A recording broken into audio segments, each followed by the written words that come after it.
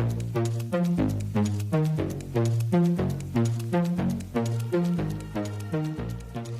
guys, welcome again to my YouTube channel. This is Michaela. Today I want to discuss about some common misconceptions about my community, about trans women. I'll just give you 5 at the moment because there can be tons and tons of lists of misconceptions going out and about out there. The first one, trans women are sex objects, that they are fetishes, and that they are just all about sex. It took me a while to get to that.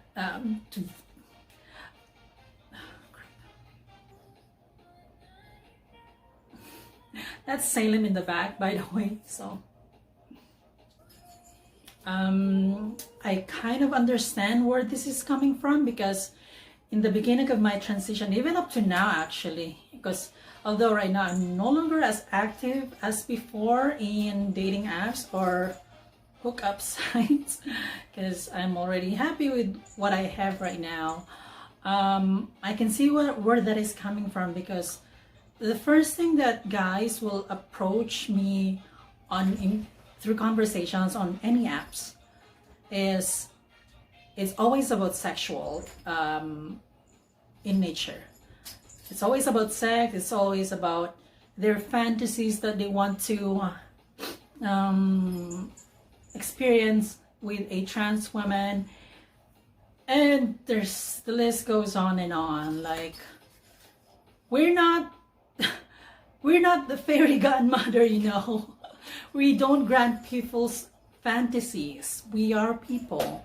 And yes, we can be sexual, but only if we prefer to be, and only for people we are interested. Although, on the other side, like on the other spectrum, I can see where guys are coming from with that perception, because there's so many porn regarding trans women out there that are proliferating this idea that, you know, they have this fantasy about trans women doing it with men, or men doing the trans women, and vice versa, whatever, you know that, right? I don't want to go into specific details, because otherwise it will be very not kid-friendly video. Anyway, yes, I can see where they're coming from, but at the end of the day, whatever they do in bed is their choice. And whatever some trans women choose to do, if, you know, they want to hook up here and there with guys, it's not a reflection about the whole community of trans. Yes, some especially the early phase of trans women, where they are more active on experimenting with guys. I, for example, I have to admit, when in the beginning of my transition, I was still wearing my wig because I didn't grow my hair that long yet, and I believe I didn't start my HRT yet. I was kind of active in meeting guys, whether dating or just for fun, just because I was still very new in the scene and very new in the lifestyle. But later on, I didn't see the long-term benefit from that, because I was doing that because I was hoping to find someone who will stick by me, so that I will have to stop fishing. But that didn't happen. It took me a while, actually. It did happen, but it took me a while to find this boyfriend right now that I'm seeing for the last 6 months. Salem, get out of the bed. He's trying to get under the bed. So yeah, we are not sex objects. Yes, we can be very sexual if we choose to, but it's also case-to-case basis, and not every trans women are very sexually active. Like in my case right now, I'm taking I'm on HRT, I'm on hormones, and hormones really cuts the urge almost by half. So yeah, for me, sex is the last thing in my mind right now. Right now, I'm busy with my stuff, like doing videos for you guys. I'm also in school, I'm also doing yoga, and also watching, where is he? Salem! He's on the other side.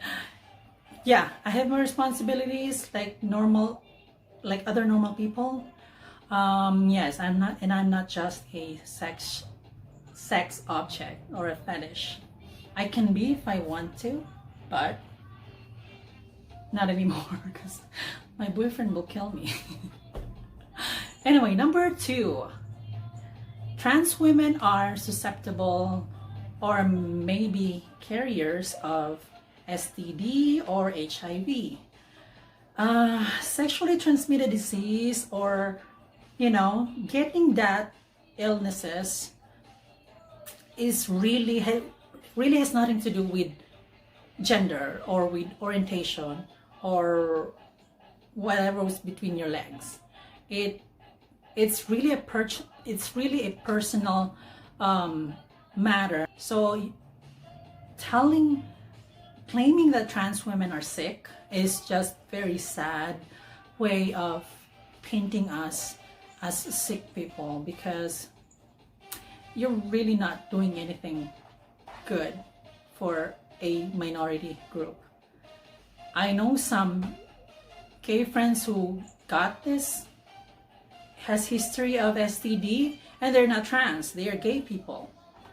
I know a straight girl back home in the Philippines who had this too, and she's straight.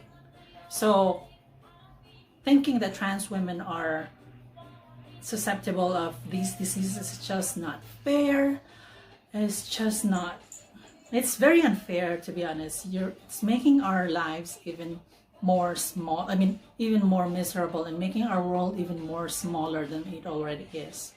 Okay, third one. Number 3. Trans women, it's kind of related to the first one, but this one, it's about escort or prostitution.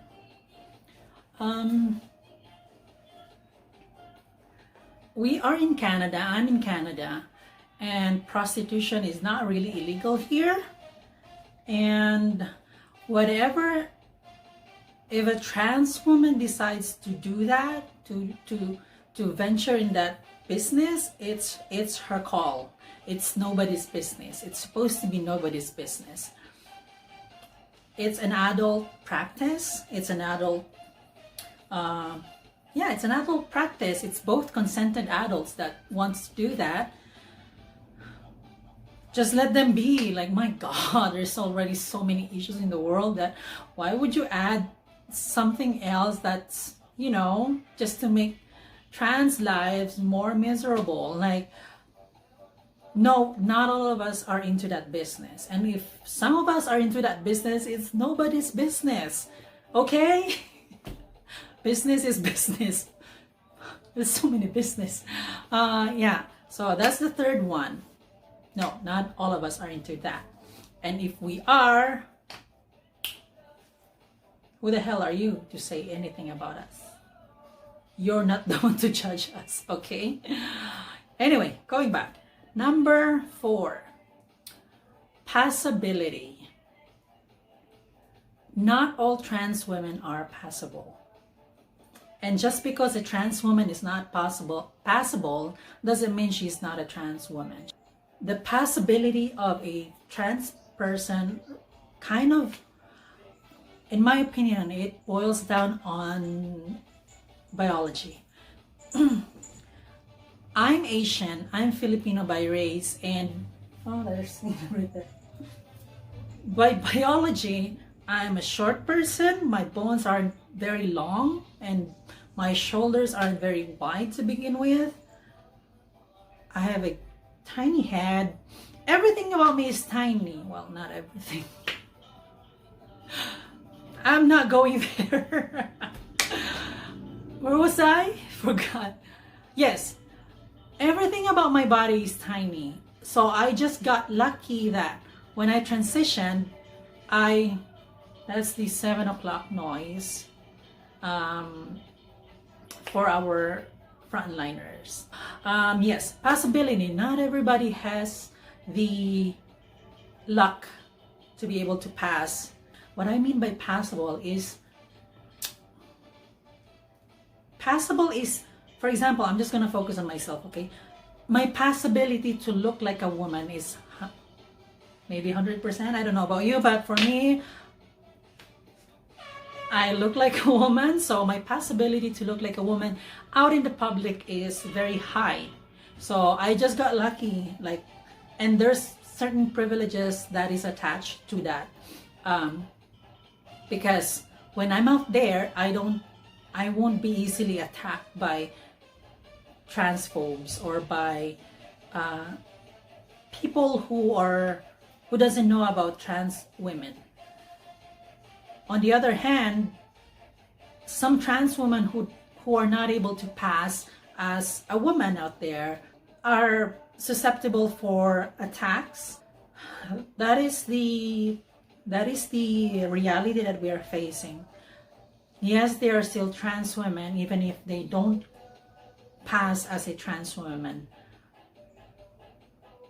That means you guys still need to respect these people, because respect really doesn't depend on how someone looks. Everybody needs respect. On the other hand, I'm kind of contradicting myself, but I'm trying to be in the middle. As trans women, we are the underdogs. We know for a fact that we are not 100% accepted out in the community. So we have the responsibility to behave out in the public, to look good out in the public. Yes, we can still be ourselves, but we need to be the best version of ourselves. We cannot go out in pretty dress and go yelling like a drunk man with very low baritone voice. But you have all this makeup and you have all this dress. You get what I mean? Yes, you are. I'm not blaming you, but then again, I'm also trying to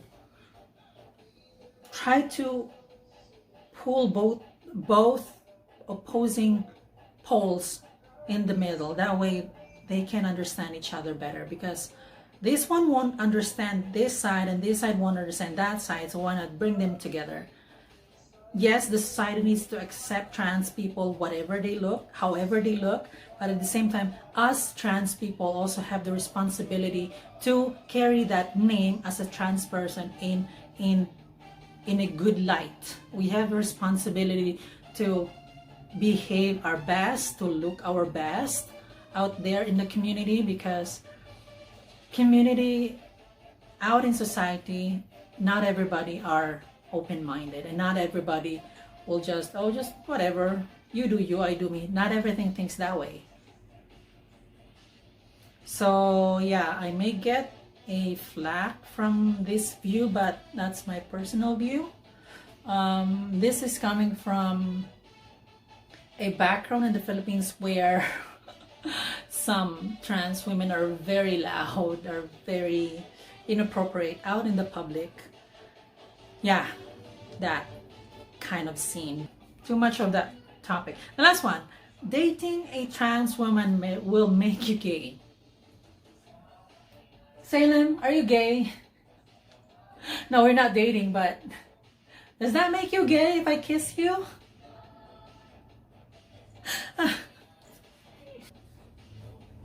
This is Mr. Salem. To answer that, shocking? I think the sorry, cat hair everywhere. I see that as the attraction to femininity or masculinity.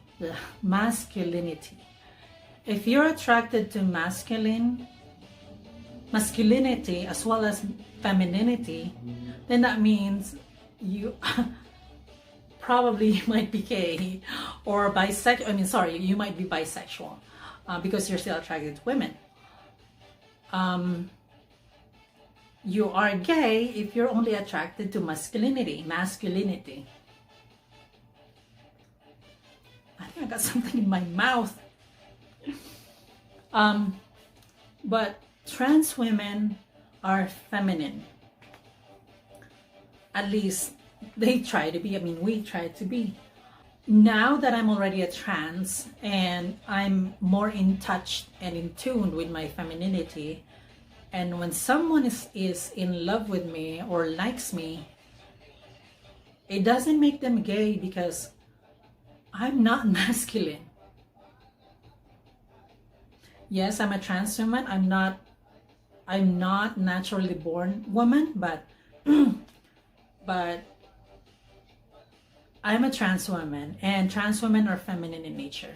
So when you're attracted to that, when you're attracted to femininity, that doesn't make you gay or that doesn't make you a bisexual.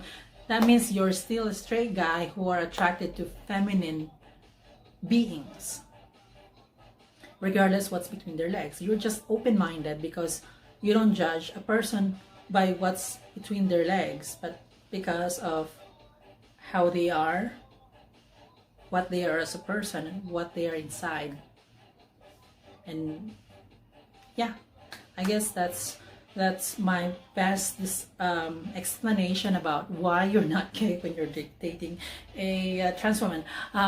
Funny because my boyfriend the other day, I think last week, he asked me in humorous way. He was like, "Does that mean I'm gay?"